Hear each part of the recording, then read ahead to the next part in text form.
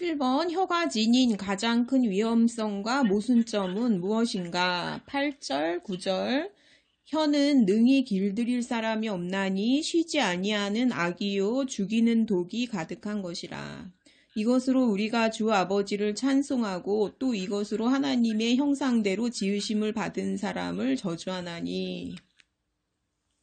그러니까 이제 여기서 혀는 사실은 이게 이제 여기 이제 야고보서는 믿음과 행함이잖아요. 믿음과 행함인데 이 혀는 그러니까 이제 우리가 볼 수 있는 열매로 나타나는 것 같아요. 가장 이게 이제 1차적으로 나타나는 게 이제 말인 것 같다는 생각이 들어요. 그러니까 이게 이제 근데 이제 믿음이 성숙하지 않은 사람들은 이게 이제 나오죠. 그 실수가 나오게 되고 그걸로 저 사람이 아직 믿음이 성숙하지 못했구나. 이거를 우리가 이제 가늠해 볼 수 있는 척도가 될 것 같고요. 그래서 이제 말의 실수가 없는 사람을 온전한 자다.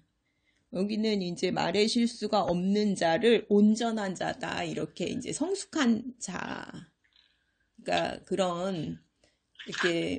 그렇게 이제 말씀하고 있는데, 그래서 왜 위험하냐면, 이게 이제 하나님의 이름에 그리스도인의 혀는 또 특히, 그러니까 이렇게 주워 담을 수가 없고요. 실수를 해놓으면은 되게 오래 남잖아요. 그러니까 죽을 때까지 어쩌면 죽을 때까지 기억할 수도 있거든요.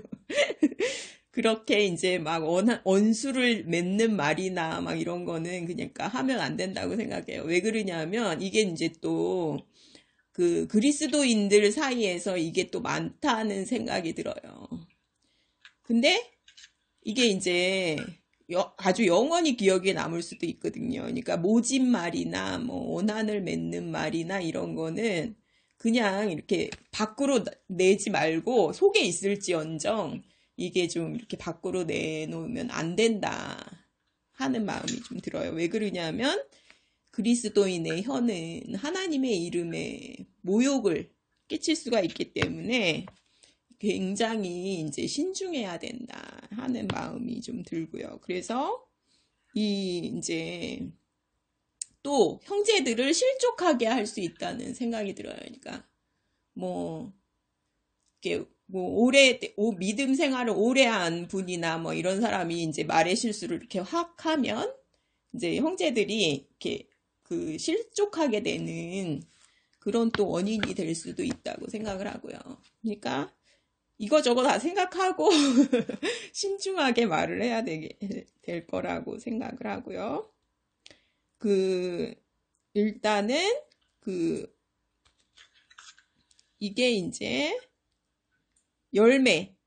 열매로 나타나는 거기 때문에 이제 저는 어떻게 생각하냐면 글은 이제 수정이 되잖아요. 쓰고서는 이제 고치고 막 이렇게 해도 되는데 말은 그냥 이제 그냥 수정이 안 되거든요.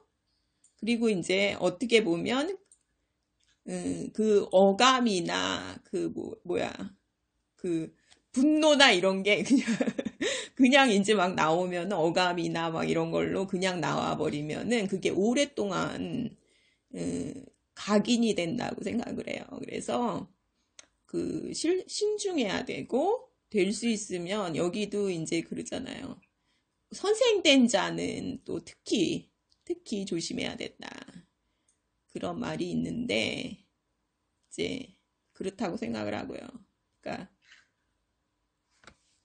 그렇습니다.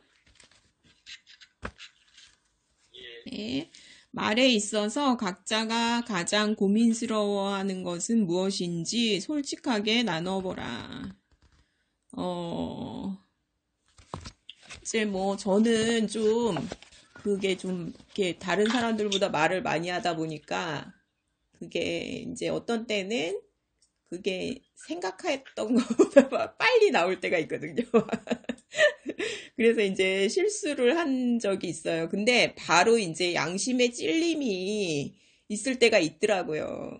그러니까 이제, 그, 예전에 이제 같이 카풀을 하면서 이제 선생님들이랑 같이 카풀을 하면서 가다가 이제 어떤 이제 남편분이 있었는데 이제 굉장히 그 알코올 중독에 맨날 이제 폭력을 그러는 이제 그 선생님 남편이 있었는데 이제 돌아가셨다는 소식을 들은 거예요. 근데 이제 저도 모르는 사이에 아이고 잘 돌아가셨네요 이런 거예요.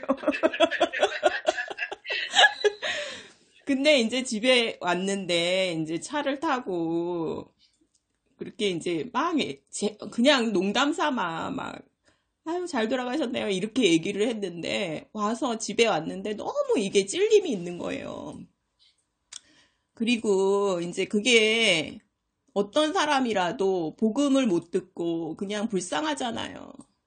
알코올 중독과 그게 본인이 괴로워서 그러는 거거든요. 본인이 마음이 너무 괴로우니까 알코올 중독에 빠지고 그러다 보니까 이제 또 폭력도 하고 막 이렇게 되는 거거든요. 본인이 괴로워서 그래요. 이게 죄책이나 이런 게 해결이 안 돼서 그러는 거거든요. 그러니까 하나님을 만나지 못한 사람, 결국은 이제 그 죄책감 때문에 망하게 되거든요.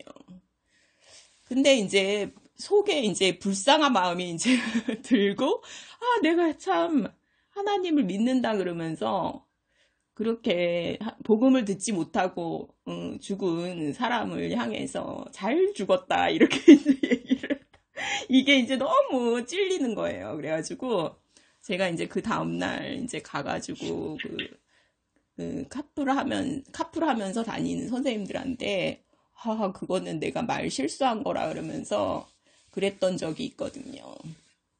그러니까 이성적으로 생각했을 때는 잘 돌아가셨는데 제가 이제 막 그리스도인으로서 그거를 그 복음을 못 듣고 그렇게 돌아가신 분을 이제 그렇게 말했다는 거에 대해서 굉장히 찔림이 있고 그럴 때 이제 좀 신중하게 말해야 되겠다.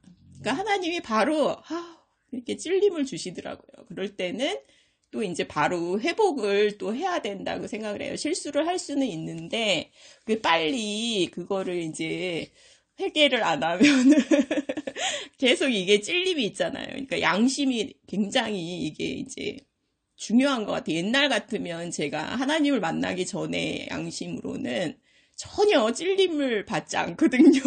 그 정도 가지고는. 근데 막 내가 이제 막 오는데 네가 그게 잘한 말이냐 막 이렇게 하나님이 그러시는 것 같고 굉장히 찔림이 있어서 그 다음날 바로 사과를 했는데 하여간에 그 다음에는 이제 괜찮아졌거든요. 그러니까 이 말을 할 때는 이게 이제 좀 신중해야 된다. 그리고 이제 다른 사람들이 4명이나 카풀을 하고 다니는데 다른 사람이 다 듣잖아요. 그러니까 이게 굉장히 조심해야 된다. 이제 그런 마음이 들었습니다. 제 경험이에요.